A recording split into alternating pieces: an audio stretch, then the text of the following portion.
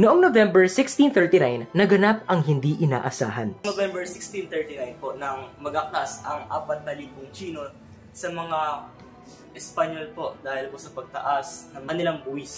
Nung malaman po ng pari na susugod dito ang mga Tsino ay kanya agad itong ipinatago sa sitio Hinapao dito rin po sa Antipolo. Sa kasamang palad ay natuntun pa rin po ng mga Chinese yung berhen ng Antipolo dahil po sa mga hinubad na accessories po sa berhen habang sila ay tumatakas. Nang matagpuan ng Tsino ang berhen ay nila agad itong tinanggalan ng mga accessories. Sinunog nila.